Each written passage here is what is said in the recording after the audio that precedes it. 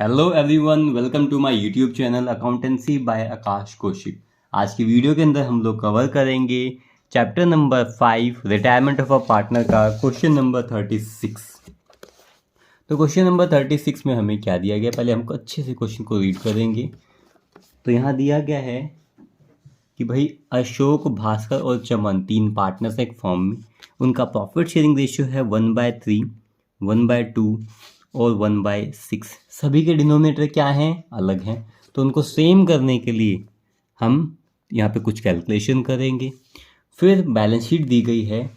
फिर बताया गया है कि अशोक, भास्कर, चमन में से चमन रिटायरमेंट ले ली है चमन ने 1 अप्रैल 2023 को। फिर कुछ एडजस्टमेंट दी गई है और लास्ट में बोला गया है कि हमें रीवैल्यूएशन अकाउंट बनाना है, पार्टनर का कैपिटल अकाउंट बनाना है और बैलेंस शीट तैयार करनी है। तो सबसे पहले तो अशोक, भास्कर, चमन का प्रॉफिट शेयरिंग रेशियो कैलकुलेट करते हैं। तो यहाँ पे हम रीवैल्यूएशन अकाउंट हमने बना लिया, साइड में ही इसकी थोड़ी सी कैलकुलेशन कर लेते हैं अशोक, भास्कर और चमन की। तो हम यहाँ लिख देते हैं अशोक के लिए हम यहाँ लिखते हैं ए, भास्कर के लिए बी और चमन के लिए सी। ठीक है, हमें यहाँ बताया गया कि ये पार्टनर्स है 1/3 में, भास्कर है 1/2 में और चमन है 1/6 में। देखो रेशो के लिए सबसे पहले डिनोमिनेटर सेम आना चाहिए, तो सेम 6 आ गया। 3 को 6 बनाने के लिए हमने 2 से मल्टीप्लाई किया होगा, तो न्यूमरेटर को भी 2 से मल्टीप्लाई करेंगे। ये 2 है तो इसको 6 बनाने के लिए 3 से किया होगा, तो न्यूमरेटर को भी 3 से मल्टीप्लाई करेंगे। 6 है तो 1 से किया होगा, 1 से। तो अशोक, भास्कर और चमन का प्रॉफिट शेयरिंग रेशियो आ गया 2:3:1। ठीक है, ये ABC मैंने शॉर्ट फॉर्म में दिया। अशोक, भास्कर और चमन 2:3:1 में पार्टनर थे। इनमें से चमन क्या हो गया, बिजनेस से रिटायर हो गया। चमन बिजनेस से क्या हो गया, रिटायर हो गया। तो पहले तो चीज़ों को रिवैल्यू किया जाएगा और रिवैल्यूएशन अकाउंट एडजस्टमेंट से बनता है। तो फर्स्ट नंबर पे दिया गया है गुडविल। क्या दिया गया है, गुडविल। तो गुडविल कहाँ जाता है, पार्टनर के कैपिटल अकाउंट में। तो यहाँ पर रिवैल्यूएशन में गुडविल का कुछ भी नहीं होगा। प्लांट और मशीनरी बिजनेस के एक एसेट होते हैं जिसकी वैल्यू रिड्यूस हो गई है। प्लांट, मशीनरी और फर्नीचर दोनों ही एसेट होते हैं। एसेट की वैल्यू अगर कम हुई है तो लॉस हो गया है, और लॉस को कहाँ दिखाते हैं, डेबिट साइड में। तो रिवैल्यूएशन अकाउंट के अंदर इसके डेबिट में लिखा जाएगा 2 डेबिट साइड, और ये है हमारी क्रेडिट साइड। क्या लिखेंगे, 2 plant and machinery account, 2 plant and machinery account, और फिर 2 फर्नीचर अकाउंट। तो प्लांट और मशीनरी हमारे पास बैलेंस शीट में कितनी वैल्यू का दिया गया था, उसका 10% कम कर देंगे। तो 10% कम करना है। प्लांट एंड मशीनरी था 4 लाख रुपीज़ इसका, इसका 10% होगा 40,000 रुपीज़। हमारे प्लांट और मशीनरी की वैल्यू कम हो गई। उसके बाद फर्नीचर की वैल्यू हुई है 5% से कम, 5%। फर्नीचर की वैल्यू थी 1 लाख, इसका 5% आएगा 5,000 रुपये। तो ये भी पॉइंट नंबर सेकंड हमारा हो चुका है। पॉइंट नंबर थर्ड में दिया गया था स्टॉक। स्टॉक भी बिजनेस का एक एसेट होता है। स्टॉक भी बिजनेस का क्या होता है, एसेट, जिसकी वैल्यू इंक्रीज हो गई, बढ़ गई है। स्टॉक की वैल्यू और बिल्डिंग भी बिजनेस का एसेट होती है, इसकी वैल्यू भी इंक्रीज हो गई है। जब एसेट की वैल्यू इंक्रीज होगी तो फर्म को होगा प्रॉफिट। प्रॉफिट को हम कहाँ दिखाते हैं, क्रेडिट साइड में। तो रिवैल्यूएशन के क्रेडिट साइड में लिखेंगे बाय स्टॉक अकाउंट। एक तो स्टॉक की वैल्यू बढ़ी है, दूसरी बाय बिल्डिंग अकाउंट। ठीक है, फिर यहाँ दिया गया था, क्या दिया गया था कि भाई स्टॉक की वैल्यू 15% से, स्टॉक की वैल्यू थी 2,50,000, इसकी वैल्यू 15% यानी कि 37,500 से बढ़ गई है। तो यहाँ लिख देंगे 37,500। उसके बाद बोला गया जी बिल्डिंग की वैल्यू 10% से बढ़ी है। बिल्डिंग कितनी वैल्यू की थी, 5 लाख, इसका 10% कितना होगा, 50,000 रुपये। ठीक है, आगे क्या दिया गया है, आगे दिया गया प्रोविजन बनाना है। प्रोविजन बढ़ गया है, यानी कि नुकसान हमें शायद है कि प्रोविजन हमारा बढ़ गया है 20,000 तक। तो हमें पहले लग रहा था कि हमारे डेटर से कितने पैसे नहीं मिल पाएंगे, 5,000। अब प्रोविजन हो गया कितना, 20,000। तो बेटे 2 अप टू एट अगर अमाउंट से पहले मिल जाता है तो डिफरेंस लेते हैं। तो 5,000 का प्रोविजन अब 20,000 का हो गया, तो 15,000 का प्रोविजन बढ़ गया। तो बेटा लॉस है, और लॉस को हम कहाँ दिखाते हैं, डेबिट साइड में। 2 प्रोविजन फॉर डाउटफुल डेट या बैड डेट। डाउटफुल डेट कितना, 15,000 रुपये का प्रोविजन बढ़ गया। और कुछ है नहीं। ओवरऑल देखेंगे भाई, प्रॉफिट हो चुका है कितना, 87,500 का प्रॉफिट हुआ था। यहाँ पे भी देखेंगे 87,500 का प्रॉफिट हुआ था और बेटा 60,000 का लॉस। तो इसको लेस करेंगे तो 27,500 का अब भी ओवरऑल फर्म को रिवैल्यूएशन पर प्रॉफिट हुआ है। रिवैल्यूएशन का प्रॉफिट हो चाहे लॉस हो, उसको ओल्ड पार्टनर और ओल्ड रेशियो में ही डिस्ट्रीब्यूट किया जाता है। पार्टनर के नाम है अशोक, भास्कर और चमन, और इसको बांटेंगे किस रेशियो में, ओल्ड पार्टनर ओल्ड रेशियो। तो ओल्ड पार्टनर है अशोक, भास्कर, चमन, ओल्ड रेशियो है 2:3:1, यानी 27,500 को 2:3:1 में डिस्ट्रीब्यूट किया जाएगा। तो अशोक का शेयर आएगा 9,167, भास्कर का शेयर आएगा 13,750 और चमन का शेयर आएगा 4,583। इसके बाद हम बनाएंगे पार्टनर का कैपिटल अकाउंट। तो पार्टनर के कैपिटल अकाउंट में तो आपको पता ही है, पार्टनर को जो भी चीज़ें मिलती हैं वो उसके कहाँ आती हैं, क्रेडिट साइड में, और जो भी चीज़ें उसके अकाउंट से कम होंगी उसको कहाँ दिखाएंगे, डेबिट में। पार्टनर को कुछ भी मिलेगा तो उसके क्रेडिट साइड में, कोई भी चीज़ उसके अकाउंट से कम होगी तो डेबिट साइड में। सबसे पहले तो जो बैलेंस लिखा जाता है कैपिटल का, बाय बैलेंस ब्रॉट डाउन। ठीक है, ये बैलेंस मिलता कहाँ पे, कैपिटल का बैलेंस पार्टनर का मिलता कहाँ पे है, बैलेंस शीट में। बैलेंस शीट में अशोक, भास्कर, चमन का कैपिटल का बैलेंस दिया गया है 3 लाख, 4 लाख और 2,50,000। तो यहाँ लिख देंगे हम 3 लाख रुपीज़ किसका बैलेंस है, अशोक का कैपिटल का बैलेंस है। 4 लाख रुपीज़ भास्कर का कैपिटल का बैलेंस है और चमन का कैपिटल का बैलेंस क्या है, वो है 2,50,000। उसके बाद देखते हैं रिवैल्यूएशन का प्रॉफिट है या लॉस है। तो रिवैल्यूएशन का क्या है, प्रॉफिट है बेटा, लेफ्ट से कहाँ जाएगा, राइट में। और ऐसी बात, पहली बात कि प्रॉफिट का पैसा है पार्टनर को मिलता है, जो पैसा मिलता है पार्टनर को वो उसके क्रेडिट साइड में दिखाया जाता है बाय रिवैल्यूएशन अकाउंट, और ब्रैकेट में रिवैल्यूएशन से क्या ट्रांसफ़र कर रहे हैं हम, प्रॉफिट। अशोक के अकाउंट में कितना प्रॉफिट जाएगा, 9,167, भास्कर में 13,750 और चमन में 4,583। उसके बाद देखते हैं कोई डिस्ट्रीब्यूटेबल आइटम है या नहीं। तो यहाँ देखेंगे दे रखा है जी, रिजर्व दे रखा है, जनरल रिजर्व कितना था, 2,20,000 था। तो डिस्ट्रीब्यूट किस में करेंगे, ओल्ड पार्टनर ओल्ड रेशियो में। एक तो ये है, दूसरा और कुछ है नहीं है। एडवर्टीजमेंट सस्पेंस अकाउंट है, ये कहाँ जाएगा, देखो जनरल रिजर्व तो क्रेडिट साइड में जाएगा क्योंकि ये पैसा पार्टनर को मिलेगा। एडवर्टीजमेंट सस्पेंस अकाउंट, ये पैसा पार्टनर के अकाउंट से कम होगा तो ये डेबिट में जाएगा और ये क्रेडिट में। तो लिखेंगे बाय जनरल रिजर्व किस में डिस्ट्रीब्यूट करते हैं, ओल्ड पार्टनर्स ओल्ड रेशियो। तो 2,20,000 को डिस्ट्रीब्यूट करेंगे 2:3:1 में, तो ये कितना आ जाएगा, 73,333। उसके बाद 1,10,000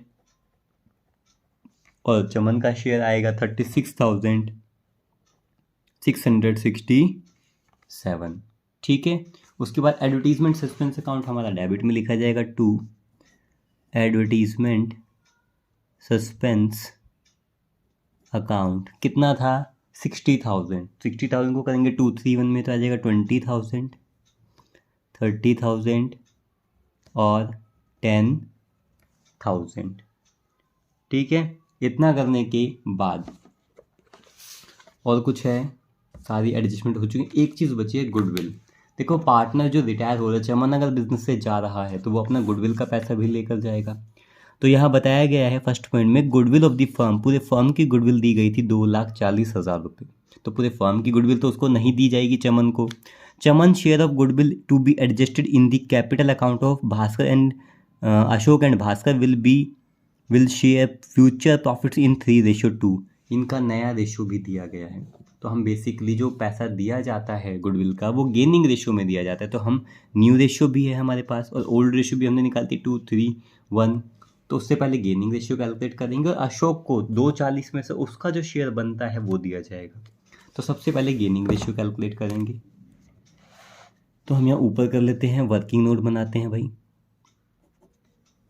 यहाँ करेंगे गेनिंग रेशियो। गेनिंग रेशियो का फॉर्मूला क्या होता है, new ratio minus old ratio. तो हमने लिखा जी new ratio minus old ratio. अब गेन कर कौन सकता है, अगर चमन चला गया तो अशोक और भास्कर, तो लिखेंगे जी अशोक, और यहाँ लिखा जाएगा भास्कर ही गेन करेंगे।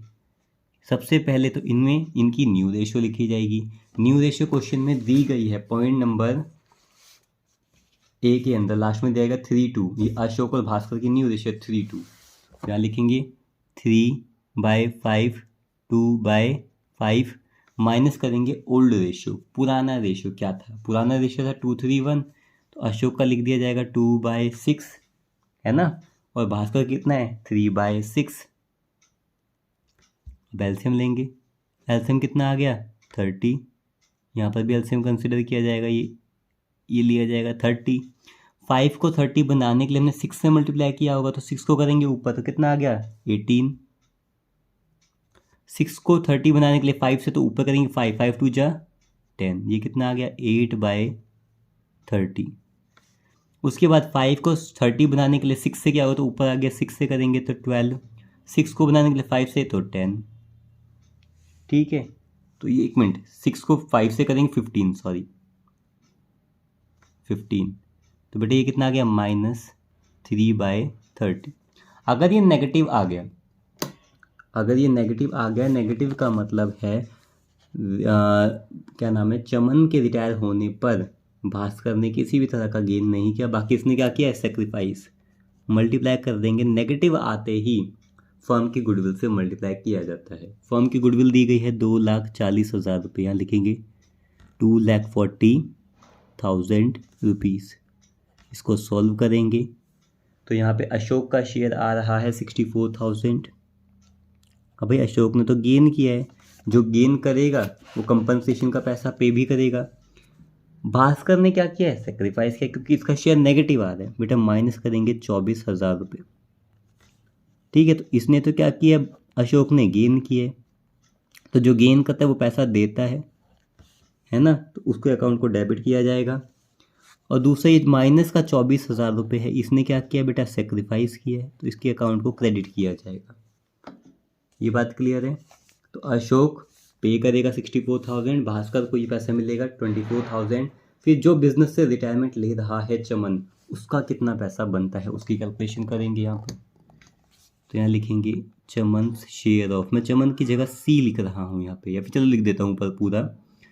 Point number second, Chaman sees share of goodwill. Chaman को कितना पैसा गुडविल का देना है, पूरे फर्म की गुडविल है 2,40,000 रुपये, ठीक है। इसमें चमन का शेयर कितना है 1/6, तो ये कितना आ जाएगा 40,000 रुपये।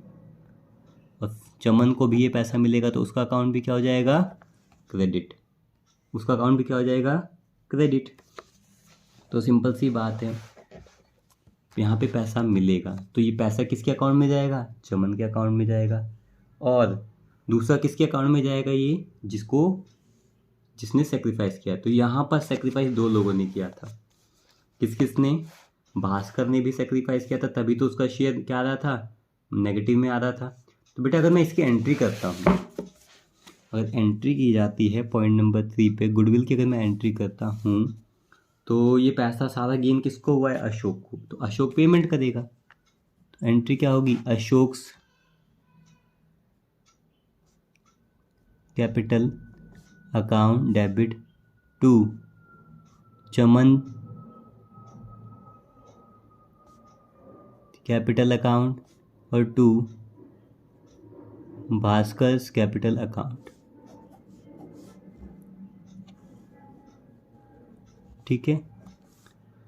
तो अगर यहाँ देखेंगे भाई भास्कर और चमन ने क्या किया सेक्रीफाइस, क्योंकि देखो चमन तो बिजनेस से रिटायरमेंट ले रहा है, भास्कर को क्या हो रहा है बेटा लॉस हो रहा है, क्योंकि न्यू रेशियो के हिसाब से अशोक ने कितना पैसा दिया है।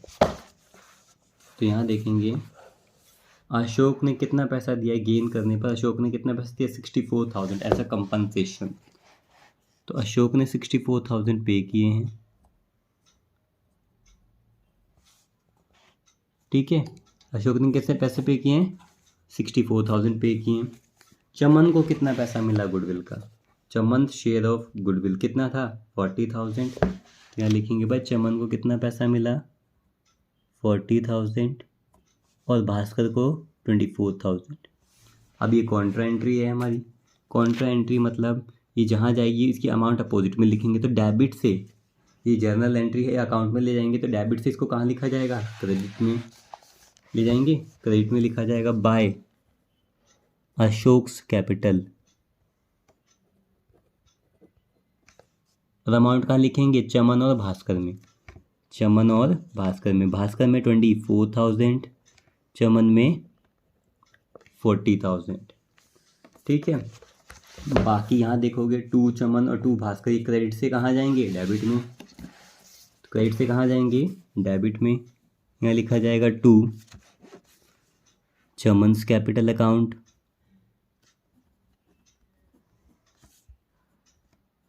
2 Bhaskar's capital account, 2 Chaman's capital account, 2 Bhaskar's capital account. और इन दोनों को ये पैसा, इन दोनों को पैसा किसने दिया है? अशोक ने। तो सारा पैसा किसके अकाउंट में जाएगा? अशोक के अकाउंट में, क्योंकि अशोक के अकाउंट से वो पैसा डेबिट हो रहा है, इस वजह से तुमने यहाँ लिखा। तो 24,000 रुपये तो चमन नहीं, 24 नहीं, चमन को तो 40 दिए गए थे और भास्कर को कितने पैसे दिए गए थे? 24,000 रुपये। ठीक है। इतना करने के बाद क्या क्वेश्चन में और कुछ है? क्वेश्चन में और कुछ नहीं है। अब क्या करेंगे हम? टोटल। देखो क्रेडिट साइड में जो पार्टनर को पैसा मिलता है वो लिख दिया हमने, उसके अकाउंट से जो पैसा कम होता है डेबिट साइड में वो भी हमने लिख दिया। अब टोटल किया जाएगा। सबसे पहले जो पार्टनर रिटायरमेंट ले रहा है, कौन? चमन। चमन का अगर जो पैसा क्रेडिट साइड का देखा जाएगा तो वो बन रहा है 3,31,250। तो लिखेंगे यहाँ पे 3,31,250। उसके अकाउंट से सिर्फ 10,000 रुपये कम हो रहे हैं, तो लिखेंगे 3,31,250। 10,000 रुपये कम कर देंगे। क्या चमन को तुरंत पेमेंट करिए फॉर्म ने? नहीं। तो वो सारा पैसा उसके लोन अकाउंट में ट्रांसफ़र कर देगा फॉर्म, कि उसको पैसा बाद में दिया जाएगा। तो फॉर्म के लिए वो पैसा एक लोन का पैसा है, 2 चमन्स लोन अकाउंट। तो 331 देना था उसके अकाउंट से, एडवर्टीजमेंट के 10,000 रुपये हटा दिए। तो अब कितना पैसा चमन के लोन अकाउंट में ट्रांसफ़र किया जाएगा? 3,21,000, 3,21,250। ठीक है। उसके बाद अब देखेंगे बाकी पार्टनर्स का। अशोक को फर्म की तरफ से कितना पैसा मिल रहा था, तो इसका टोटल करेंगे तो आ जाएगा 3,82,500। यहाँ लिखा जाएगा 3,82,500 ये अशोक को पैसा मिलना चाहिए था। तो यहाँ लिख देंगे 3,82,500। उसके अकाउंट से जो पैसा डेबिट होगा यानी कम होगा, माइनस होगा, जो बच जाएगा पैसा वो बैलेंस कैरिड डाउन में लिख दिया जाएगा। बैलेंस कैरिड डाउन में, तो लेस करने के बाद आएगा 2,98,500। ठीक है। उसके बाद भास्कर को फर्म की तरफ से कितना पैसा मिलना चाहिए था? ये था 5,47,000।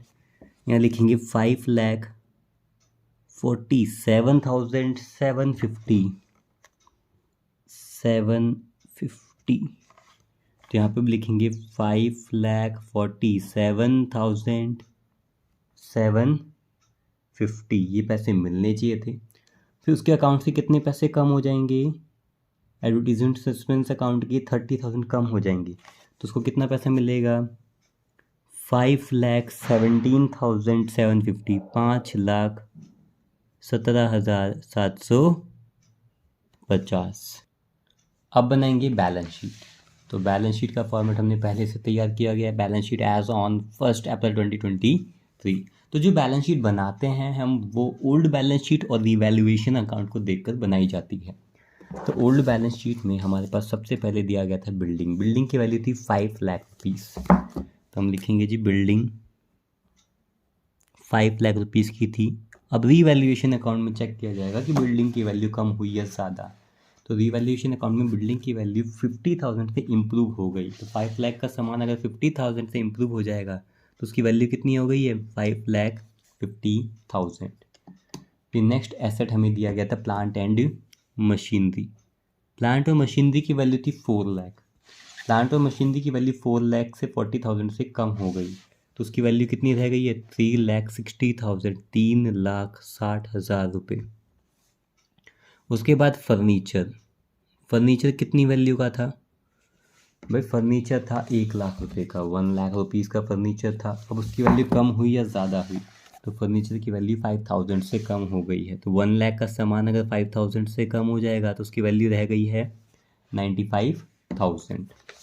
फिर दिया गया है स्टॉक की वैल्यू थी 2,50,000 रुपीज़, और स्टॉक की वैल्यू रिवैल्यूएशन अकाउंट में देखें कम हुई या ज़्यादा? उसकी वैल्यू हो गई है ज़्यादा।